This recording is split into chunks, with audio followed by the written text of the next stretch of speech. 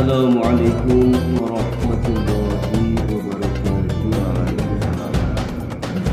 Innal hamdalillah nahmaduhu wa nasta'inuhu wa nastaghfiruh wa natawakkalu bihi wa na'udzu billahi min syururi anfusina wa min sayyiati a'malina may yahdihillahu fala mudilla lahu wa may yudlil fala hadiyalah.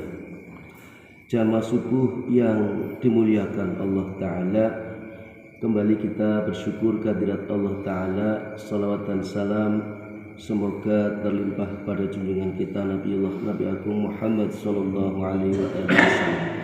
Mari kita lanjutkan pembacaan hadis dalam kitab Fadilatus Shalah, bab ancaman meninggalkan sholat berjamaah.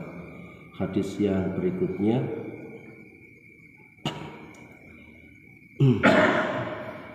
An Abi Darda radhiyallahu anhu qala sami'tu Rasulullah sallallahu alaihi wasallam yaqulu ma min salasin fi qaryatin wala badwin wala tuqamu fihimus shalah illa istahwadha alaihimus syaitan fa alaikum bil jama'ati fa inna ma ya'kulu dhi'bu minal ghanamil qasiyah wa inna dhi'bal insani syaitanu idza khala bihi akalah. Rawahu Abu Dawud wa Ahmad wa Nasa'i wa Ibnu Huzaimah wa Ibnu Hibban wa Hakim kadza fi targhib.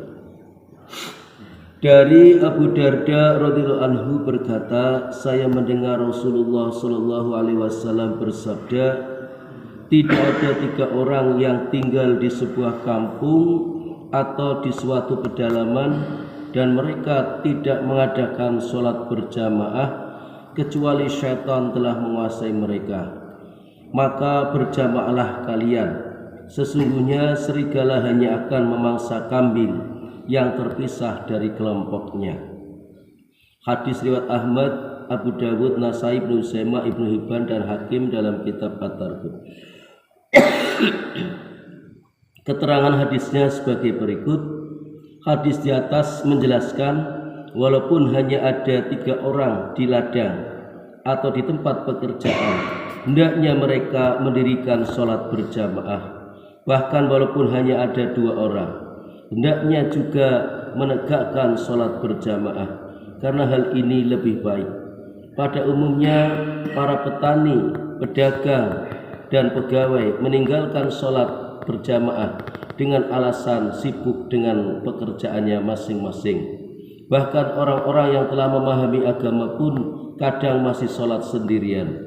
Padahal jika mereka itu berkumpul di suatu tempat, sudah tentu mereka dapat membuat suatu jamaah yang besar, sehingga akan menghasilkan pahala yang lebih besar pula.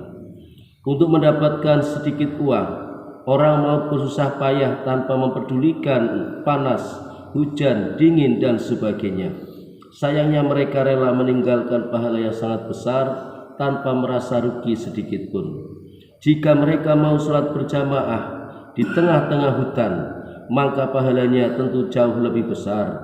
Disebutkan dalam hadis bahwa derajat pahalanya adalah 50 kali lipat. Dinyatakan dalam sebuah hadis bahwa seorang penggembala kambing baik di gunung ataupun di hutan yang memandangkan azan dan mendirikan sholat, maka Allah SWT sangat menyukainya, dan dengan bangga Allah SWT berkata di hadapan para malaikatnya, lihatlah hambaku yang telah mengumandangkan azan lalu ia mendirikan sholat. Semua ini karena rasa takutnya kepadaku. Sungguh aku telah mengampuninya dan aku menjanjikan baginya satu tempat dalam surga.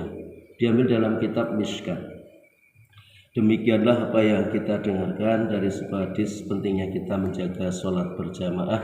Jangan sampai kita meninggalkan sholat berjamaah meskipun dalam tempat pekerjaan kita masing-masing, baik petani, pedagang ataupun pegawai kantor dan seterusnya.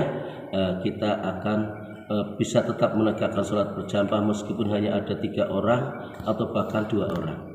Maka ini penting untuk kita jadikan sebagai amal kita yang terbaik untuk kita hadirkan kepada Allah Subhanahu wa Ta'ala. Sholat adalah bagian dari perintah Allah Ta'ala yang sangat penting. Apabila kita menegakkan sholat tepat pada waktunya, maka inilah amal yang paling utama di antara tiga amal yang lain. Nah, dalam hadis dikatakan ketika Ibnu Mas'ud berkata ayul a'malu ahabbu ilallah, maka Rasulullah menjawab yang pertama adalah as-sholatu ala waktiha, summa ayun birrul walidain, summa ayun jihadu fi sabilillah.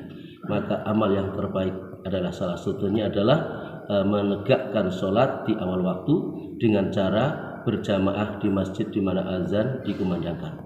Nah, amal yang paling utama. Maka mari kita pertahankan 5 waktu kita ya untuk menegakkan sholat berjamaah. Demikian, dan mari kita tutup bersama dengan doa kafaratul majlis. Subhanallah wa bihamdi, subhanakallah wa bihamdika, asyhadu an la ilaha illa anta, astaghfiruka wa atubu ilaik. Assalamualaikum warahmatullahi wabarakatuh.